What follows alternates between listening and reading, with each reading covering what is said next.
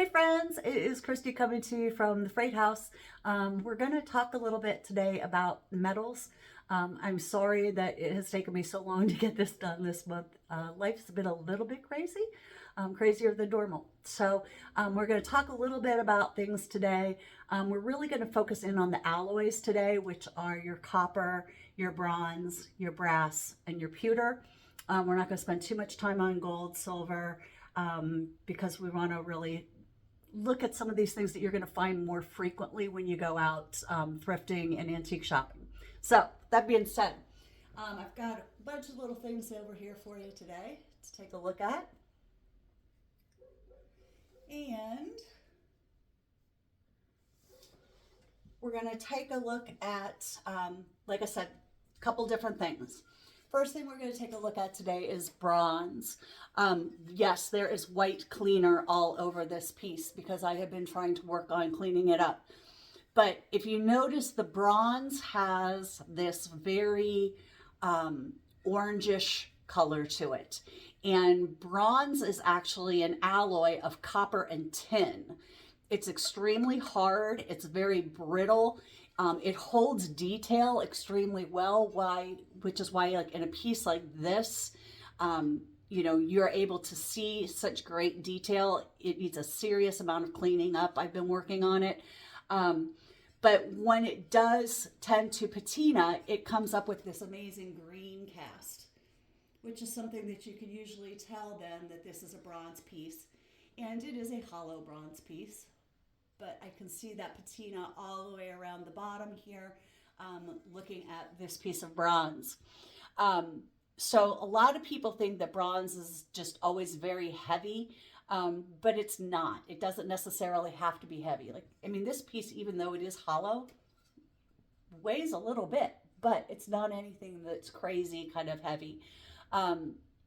So when we look at bronze, again, we see this kind of orange cast to it that you can really kind of see in here.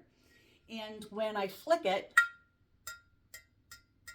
it's going to give a very light sound to it. It will be very clear, a clear ringtone. The other thing that we know when we look at bronze is not magnetic. So if you've got your handy dandy toolkit with you, try attaching your magnet to it. And clearly this is not going to attach to it because bronze does not have an iron bit to it. So it's not going to stick. So that's one way, if you're out antiquing, you can tell a bronze piece is by the orange cast to it, and it's much oranger than your copper and your brass. But the bronze has this dark orange color to it. You're going to see the greening of the patina, and also take out your handy dandy magnet and see if it sticks. So that's one way we can look at bronze. The next thing we're going to look at is brass. And brass is found, in everything. We use brass for quite a bit of things. It's actually an alloy of copper and zinc, about 50-50 ratio. It's extremely versatile. It's obviously used in decoratives and things like that. We use it all the time. A lot of serving trays, things like that. A lot of Indian culture makes things with brass, just because it is so versatile. So we do see things like candlesticks out of it. So this one's nice and clean and shined up.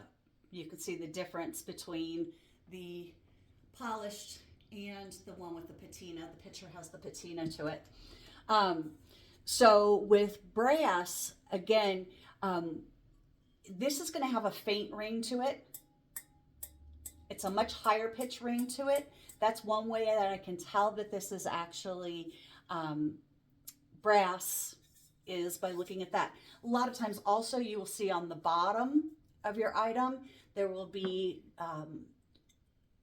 marcation. You can use your loop to actually go in. This actually will magnify things. So I can go in and I can look at it. And a lot of times you'll see India on the piece just because it is so widely used within the Indian culture. This is another little piece. This piece is pretty darn heavy. this little dolphin piece. And I started polishing him up yesterday, and you can see the shine to that versus on the tail, the patina. And I will tell you, when I started working on shining him up, I do have a brass polish that I was using on it, and what works best for me that I have found is ketchup or Coca-Cola. And both of them cause a reaction because of the high acidic content to them, and it really helps to clean them off very, very well. So using those normal household products. Other thing we want to look at today is copper. And you can see here, the top of this tea kettle is actually made of copper. It has that very orange patina, very similar to that of the brass, or I'm sorry, to the bronze. But when we look at it comparative to the brass, this piece is actually brass on the bottom and copper at the top.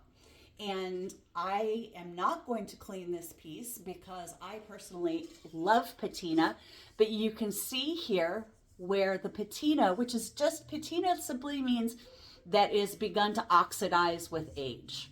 The metals begin to oxidize, and anytime people have their fingerprints on it, the oils from your skin, those are going to make a huge difference in how that patina is actually going to show up. So copper, highly conductive, okay? We use it in pots, pans, things like that. You see a lot of the pans nowadays that have the copper to the bottom of it because it's very conductive to heat.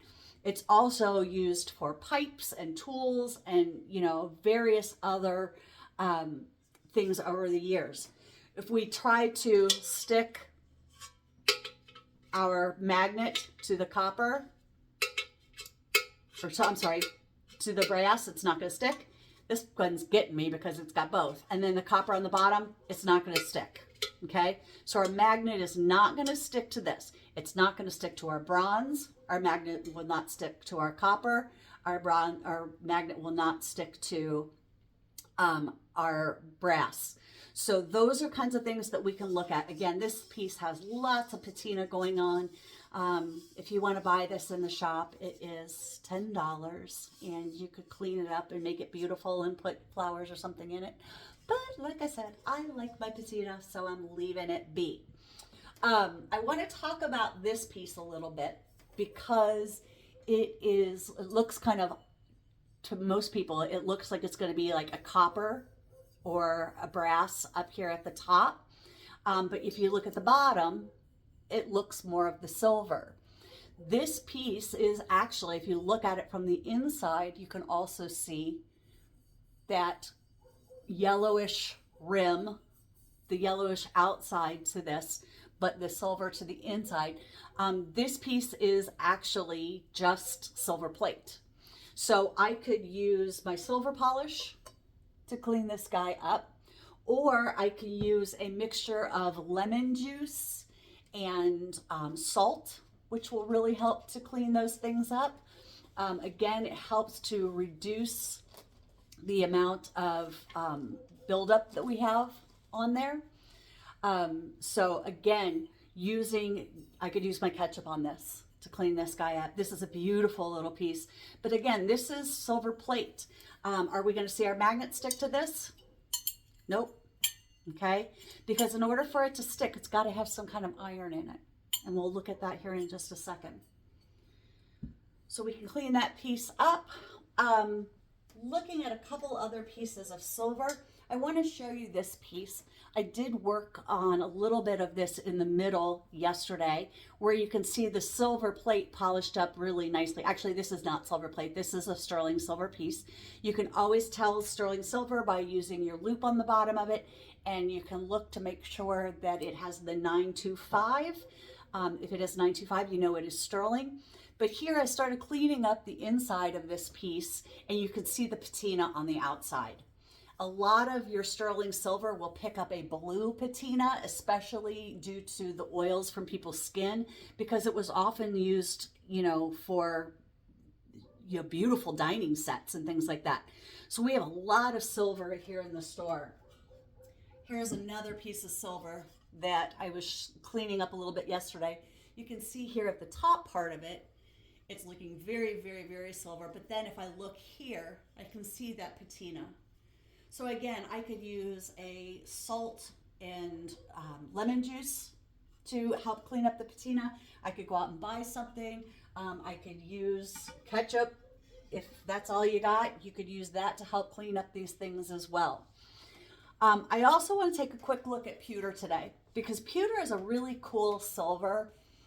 It is a very matted silver. It's very malleable alloy, but it's primarily made up of tin. This is actually an old tin cup, and the pewter is typically made primarily from tin. So with the pewter, it was often used in old tableware. We used to see a lot of cups and bowls and silverware made up of pewter. What we do know now, though, is that pewter has a very, very old pewter, I should say, old pewter has a very high content of lead in it. We didn't know that back then. We all still managed to survive. But if you are conscientious about lead and things like that, you're going to want to make sure that if you are using and drinking out of pewter, it is a newer piece, something like this. Your real antique pieces of pewter are going to actually have lead in them. But you can tell the difference between the pewter and the silver. This clearly needs a good cleanup, but I can tell the difference between the silver and the pewter, because the pewter is a dull silver appearance, where typically your silver is going to have that high gloss, high shine appearance to it. So that's one way we can tell these items apart. We're not going to talk about gold or silver or speltzer or zinc today, but I want to talk a little bit about characteristics and things that you can look for. So again, we want to look for things like that patina. The patina is a natural oxidization. It's a layer that develops over time, and it's a really good indicator of age. So keep that in mind. Again, the markations, manufacturing marks. This is a beautiful piece of silver.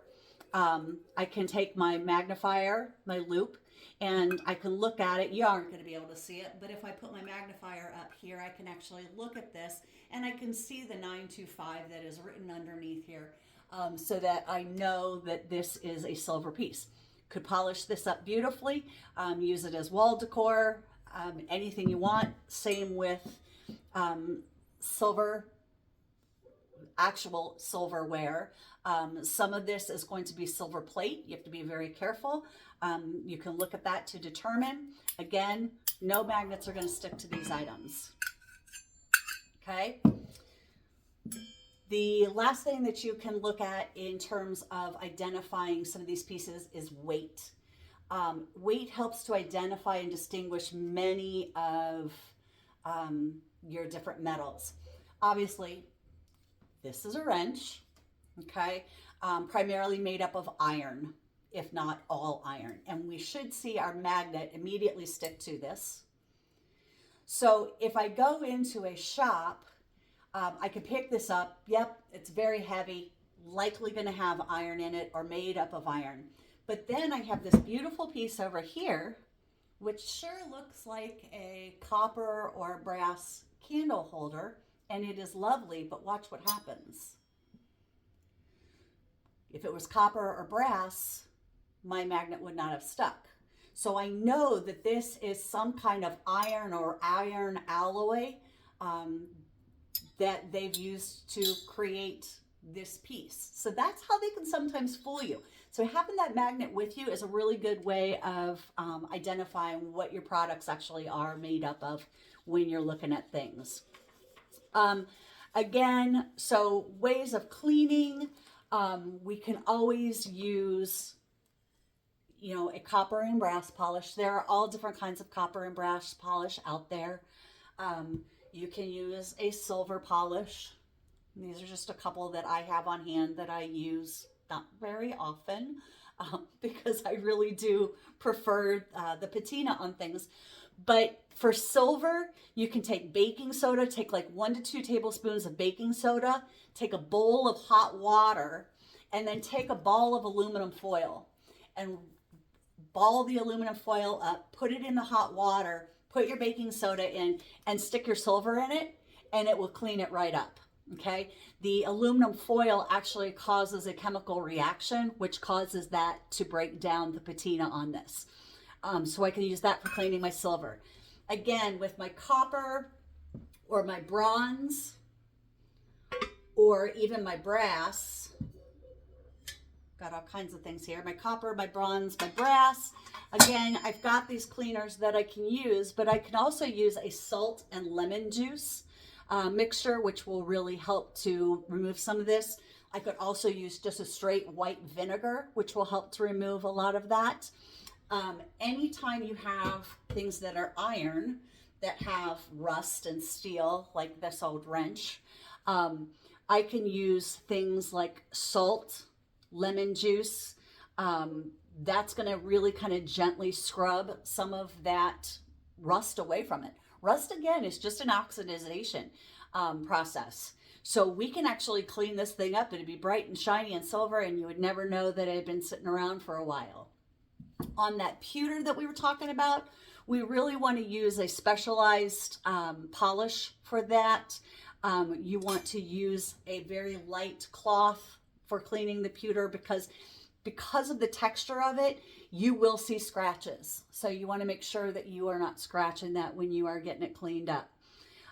So there are all kinds of commercial products that you can use. Again, I'm just going to go through a quick run through. You have brass used in all kinds of designs, things like that. We have the brass in the plates, oftentimes made in India. You can look for that demarcation on those pieces to take a look for them, take a look at them as well. Okay. And all these cutesy little items are for sale.